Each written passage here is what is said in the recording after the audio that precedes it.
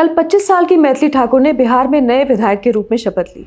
सुंदर सी मधुबनी कला से सजी साड़ी में बिंदी और वही भारतीय सरलता। हाल ही में कुछ अंग्रेजी अखबारों में मैथिली ठाकुर के इलेक्शन जीतने के बाद उन पर 2-3 आर्टिकल्स दिखे। आर्टिकल्स के कमेंट्स में मैथिली ठाकुर का भरपूर अपमान देखकर मुझे विचार आया कि इंडियन एक्सप्रेस के मन से पीएम मोदी ने जो हाल ही में भाषण दिया है, जहां उन्होंने अगले 10 सालों में मैकॉले की मेंटालिटी ऑफ स्लेवरी से भारत को मुक्त कराने की बात की है, वो कितनी सटीक, क्रूशल और टाइमली है। मीडिया हाउसेस पर भारत के प्रति ये एक बहुत बड़ी जिम्मेदारी है अगले 10 सालों में, क्योंकि मेरे विचार से एज अ मीडिया ब्रांड आप सिविलाइजेशन प्राइड और कल्चरल रिक्लेमेशन एडिटोरियली एस्टैब्लिश करने में पिछड़ रहे हैं। अगर आपके रीडर्स को मैथिली ठाकुर की वैल्यू एज एन आर्टिस्ट नहीं पता है, या पता है और आप उनके राजनीति में आने पर अपमान इसलिए कर रहे हैं क्योंकि वे राष्ट्रवादी विचारधारा से संबंध रखती हैं। मैकॉले के प्रति वैचारिक और कल्चरल स्लेवरी ने भारत में बहुत से लोगों के आत्मविश्वास को पीढ़ियों से इतना शैटर कर दिया है कि उन्हें पता ही नहीं कि संगीत नाटक अकादमी का उस्ताद बिस्मिल्लाह खान अवार्ड युवा पुरस्कार से सम्मानित होने वाला कलाकार चाहे किसी भी धर्म और आइडियोलॉजी का हो, वे हमारे हजारों साल के कला संस्कृति का कैरियर है। मैथिली ठाकुर ने अभी तक कुछ ऐसा किया नहीं जिससे left not so liberal ecosystem उनसे इम्प्रेस हो। वो डीयू से पढ़ने के बाद संगीत में लग गई, कन्हैया कुमार की तरह जेएनयू में एडमिशन लेकर पॉलिटिकल एक्टिविस्ट नहीं बनी, कन्हैया कुमार की तरह ही अफ्रीकन स्टडीज़ में पीएचडी करके देश पर और टैक्स पेयर पर मैथिली ठाकुर ने कोई एहसान नहीं किया जैसा कन्हैया कुमार ने किया। आप मैथिली से या उनकी चुनी हुई पार्टी से या उनके अलीनगर सीट जीतने से आइडियोलॉजिकली विरोध में हैं, ये समझ आता है। एक आर्टिकल में उनकी मां के एक सिंपल से स्टेटमेंट का उल्लेख है, जहां वो कह रही हैं कि उनके परिवार ने 10 सालों में 17 घर बदले क्योंकि मैथिली के रियाज करने से उनके नेबर्स की शिकायतें नहीं रुकती थी। लोग इसका भी मजाक उड़ा रहे हैं, ये भी कह रहे हैं कि मैथिली प्रिविलेज्ड हैं, अमीर हैं, जैसे अपनी मेहनत से तरक्की करना कोई गुनाह हो। मैथिली पहले रिजेक्शन फेस करने के बाद कलाकार बनकर अपनी मेहनत से उभरी। कहाँ गया वो gender pride and feminism and feminists उनकी जीत का जश्न मनाने में? Where is the pride in a labour? पहले तो एक आइडियोलॉजी के लोग इतना डिस्कनेक्टेड कैसे हैं कि उन्हें ये नहीं पता कि सच में किराए के घर में रहने वाले गायकों और कलाकारों के लिए रियाज करना आसान नहीं, या उससे मुश्किलें कितनी आती हैं। दूसरा, आप मैथिली ठाकुर का कंपैरिजन कन्हैया कुमार से कर रहे हैं बिना ये बताए या सुझाए कि कन्हैया कुमार का सोशल या सामाजिक कंट्रीब्यूशन क्या है।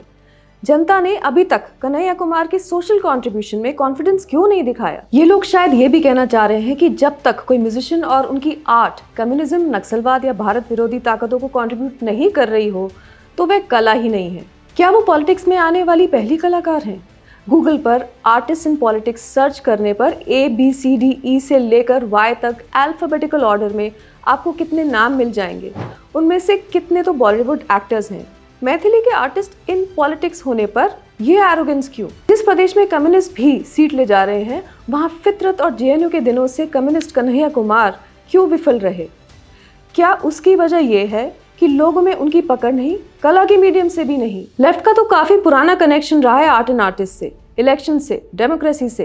इप्टा के through writers, film makers, organisers, script writers, actors, singers, playwrights, directors, Habib Tanvir जिन्होंने खुद 2004 के लोकसभा का रिजल्ट मुझे डिकोड किया सिगार सुलझाते हुए, Jan Natya Manch, folk theatre, theatre and film festivals, क्या क्या नहीं इस्तेमाल किया एक आइडियोलॉजी ने अपने एक्सपेंशन और डिफेंस में। मैथिली की कला तो अभी तक पॉलिटिकल तौर पर उनकी आइडियोलॉजी द्वारा यूज ही नहीं हुई। सोचिए अगर हो जाती तो। मैथिली ठाकुर स्वभाव से कोलैबोरेटिव हैं, बिहार का गौरव हैं और तमिल सॉन्ग्स को उन्होंने पिछले 5 साल में जब भी गाया है उन्हें तमिल भाषा से प्रशंसा ही मिली है। मोदी लेड कल्चरल रिजुविनेशन में काशी तमिल संगम और सौराष्ट्र तमिल संगम एक सिविलाइजेशनल माइलस्टोन कल्चरल सक्सेस बनकर उभरे हैं।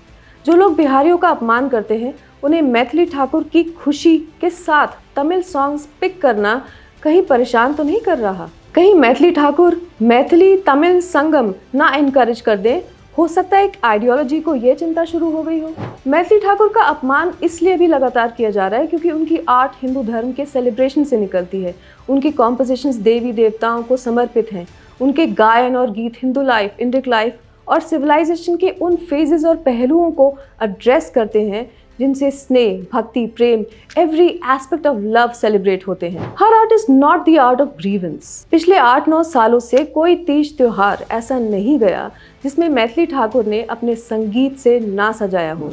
डिवोशनल एंड फोक म्यूजिक का, बिहार एंड यूपी के डायलेक्ट्स में गीतों का, उनमें बाध्य रीति प्रथाओं का खास डॉक्यूमेंटेशन है उनकी कला में। उनका अपमान करके एक आइडियोलॉजी के लोग उस एजुकेशन सिस्टम के खिलाफ खड़े हैं जिसने हमें अपनी संस्कृति पर गर्व करना सिखाया। वो उस एजुकेशन सिस्टम का बड़ी बिटरनेस के साथ विरोध कर रहे हैं जो एकेडमिक रिगर में विजुअल एंड परफॉर्मिंग आर्ट्स को, स्किल्स को सम्मान से देखती है और सम्मान रूप से जोर देती है। मैकॉले एजुकेशनल सिस्टम की ही देन है कि एक आइडियोलॉजी के लोग मैथिली ठाकुर के स्तर के कलाकार का समाज को कंट्रीब्यूशन, कल्चर को कंट्रीब्यूशन गिन ही नहीं रहे उनके पॉलिटिकल रोल में।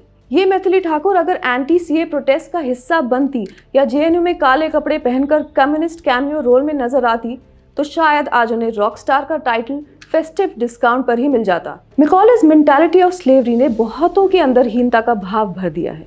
मैथिली ठाकुर के कॉन्टेक्स्ट में उस पर बात करना ज़रूरी है क्योंकि कहीं ना कहीं मैथिली का ही नहीं, उन्हें समझने सुनने वालों की जीवन शैली को बड़े सटल तरीके से सप्रेस किया जा रहा है। उस वक्त जब पॉलिटिकल पावर में शिफ्ट आने के बाद कल्चरल रिक्लेमेशन जारी है। मैथिली ठाकुर वो कलाकार हैं जो इस रिक्लेमेशन में कंट्रीब्यूशन दे रही है और इसलिए उन्हें दबाने की कोशिश में शेम किया जा रहा है। इंडिया की प्रोग्रेस भारत के civilisation pride, Indic knowledge systems पर टिकी है। Imported ideas, imported governance models पर नहीं टिकी जो एक के बाद एक प्रदेश में ठुकराए जा रहे हैं। मैथिली ठाकुर विधायक बनकर कैसा काम करेंगी, सफल होंगी कि नहीं, वो समय बताएगा। But you can not deny Maithili Thakur creative space in politics. एक बात तो तय है, वो मैकॉले's मेंटालिटी ऑफ स्लेवरी को ध्वस्त करने में सहायक बनेंगी और इसका अंदाज़ा उन लोगों को है जो उन्हें शेम कर रहे हैं। इस पर आपका क्या विचार है, शेयर कीजिए। जय हिंद, जय भारत।